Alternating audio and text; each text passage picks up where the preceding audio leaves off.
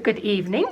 Tonight we're in conversation with Rosemary Tod, who's been part of this parish for a number of years. I'm not quite sure It's about how 20. long.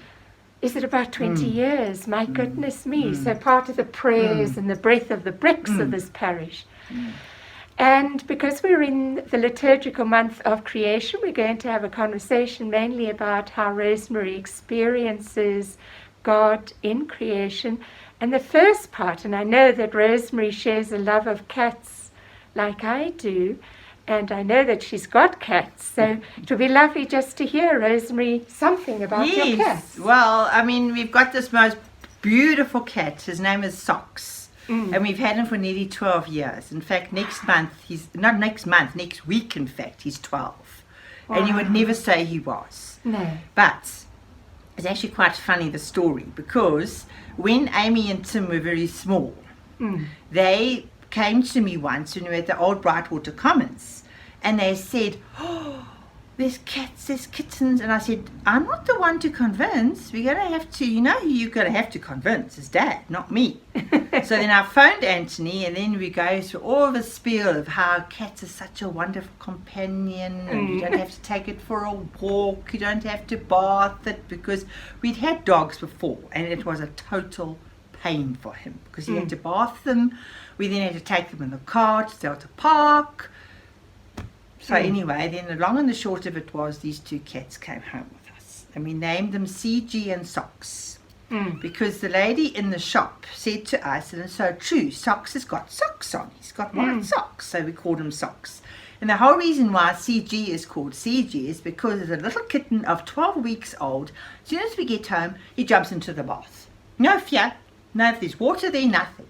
So Amy named him Curious George, so that's why we call him CG. And then they were the greatest of friends. And then suddenly, about 5 years ago, Socks decided that he was not allowed in the house anymore. And he chases him, even to this day. It's horrible. And I go to Socks and I say to him, "You need a cat whisperer." And he looks at me. But I tell you, this cat has become so much younger since we got the rescue.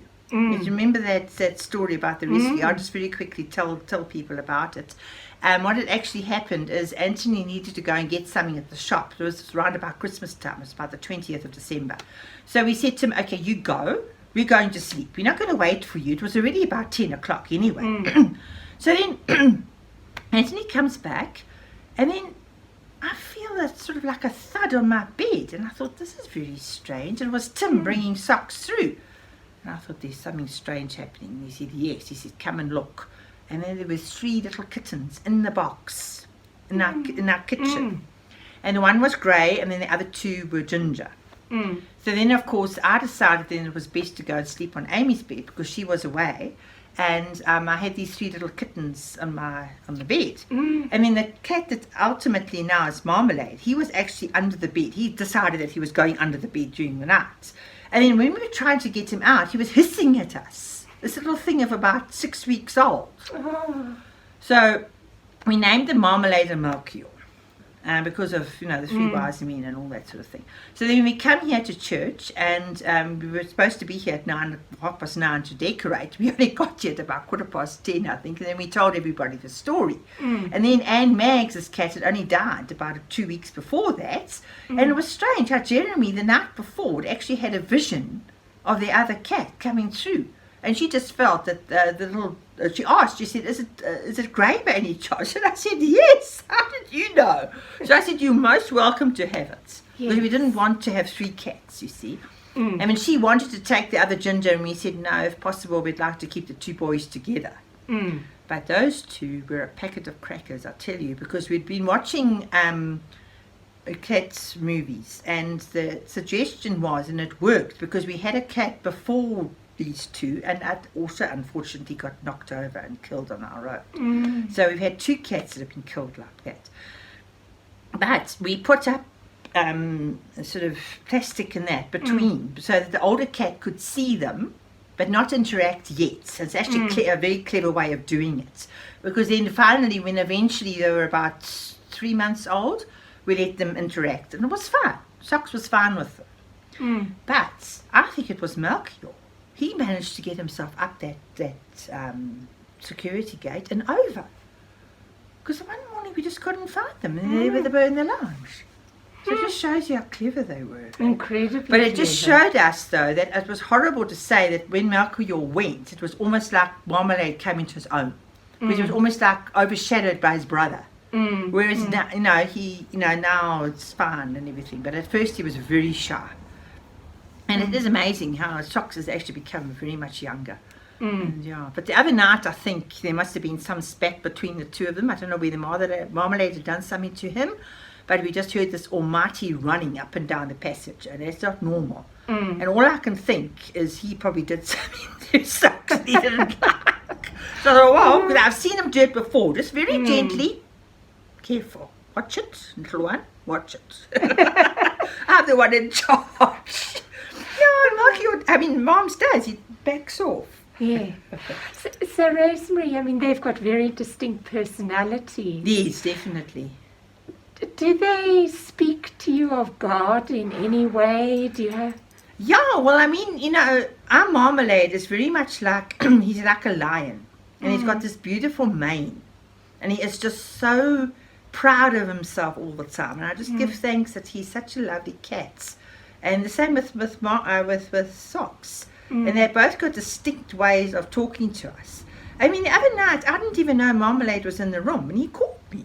I thought, oh, there you are. I didn't see him. And he called to me as if to say, Mommy, I'm here. It's so sweet, So you have a real sense that God takes the trouble to even make cats that are pets, distinct personalities. Oh, definitely. It isn't kind of one No, size fits all. no, we call them cattialities because it's most definitely that Socks has got a different meow for all of us. And he'll come and he's just like a dog. That we call him our dog cat, and it's true of the breed. He's called a tuxedo. Because for many years we thought he was a Bombay because he's got black under his paws. And apparently that also shows some sort of pedigree. If they've got black under their paws, you'll probably find the same with Mexico. And only about 6 months ago did Tim realize that he was a tuxedo. And apparently tuxedos are known for their dog-like traits. So interesting. When we come home, Socks is waiting for us, and he meows at us as if to say, where were you? Yes. Why were you so long? Why did you have to go out? And then you follow me into the house. Yes. So you have a real sense of this interaction and this relationship and how it enriches your life. Yes. Now I know you also love taking photographs. Oh yes, love it. And you usually take photographs, the sunsets, sunrises, the clouds. And that sounds to me like it's also a God language. Oh, How does it speak to you of God? How does God use it in your life? Well, I would say it actually makes me more aware of things around me. So, I've actually only recently, when I say recently, probably in the last 10 years, actually really concentrated on clouds. And then I suddenly then, long ago, when I used to be in the Christian drama group of Covenant Players in 86, that was when I actually first started taking sunrises and more so sunsets. Because I'm not such an early riser, but during winter time it's not so bad because then the sun rises a bit later. But now it's rising like at 6 o'clock, and I'm not awake at that time usually. So that's why when I did that calendar, I said I'm not an early riser, which is true. I mean, all of us at home aren't actually. It's actually quite funny. So, but when Tim goes to work and that, obviously he gets himself up and that. So he's very responsible by doing that. And then I sometimes don't even get up until about 10 to 7, and then he's almost ready to go to work. But I mean, that's fine. It's not a problem. But then I just find, since I was about 8, I would say, I started really sort of feeling that the Lord was giving me, sort of creative writing. And that was when I first started doing poetry. And I got my first camera when we went away. I'm just trying to think. We went away as a family when I was 9. Overseas, and that was when my dad first started showing me how to take pictures with his camera. And then it progressed to I actually saved up some money, and my uncle, who was a very keen photographer, actually for my one birthday actually went halves with me, and I still remember going with him to a shop and he said to me, "This is the best starting camera for you." And that's how I started off with taking photographs. And then, but unfortunately, my one camera got stolen, and quite a lot of all my stuff was on there. But now, with cell phones, I mean, it's absolutely brilliant. I mean, all those things are taken on my cell phone. I don't have a camera. And how does it speak to your faith?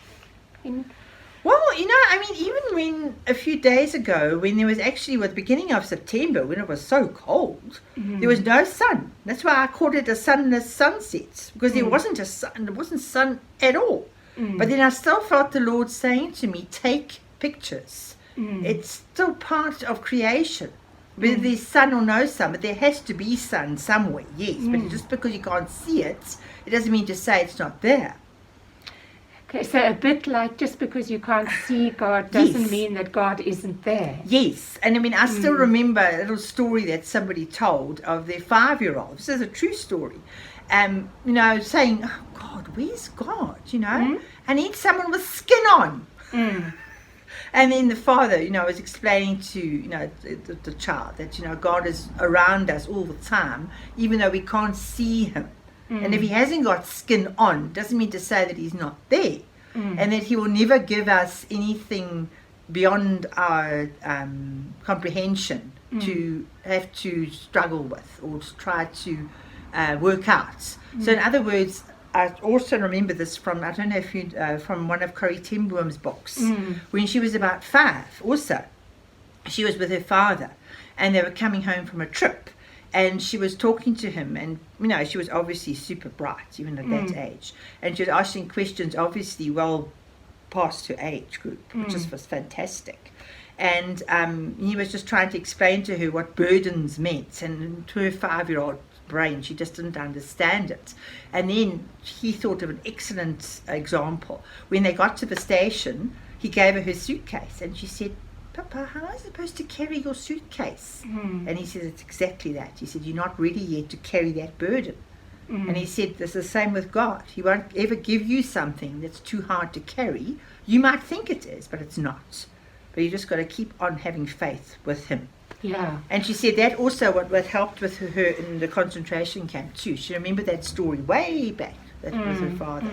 So, it's amazing how, little things you can actually remember. Because I also remember, even though I didn't have such a strong faith when I was younger, because even though, I was part of a Sunday school and we went to church, I wouldn't say that I really gave my life to the Lord until I was 17. And then I had the most wonderful experience. And I mean, it was amazing that Lynn Johnson actually had almost the same experience. We just both went cold when we realized that I was at a church camp, actually. And then suddenly, the whole room, I'm going goosey already. I mean, the whole room literally lit up with lights. And I didn't have a light on. And this was nighttime. At nighttime. It was about 2 a.m. And there wasn't a light on. Well, maybe in the passage, but not as bright as what happened in the thing. It was almost like it was a heavenly experience. It had to have been, because at nowhere can you ever get a light as bright as that.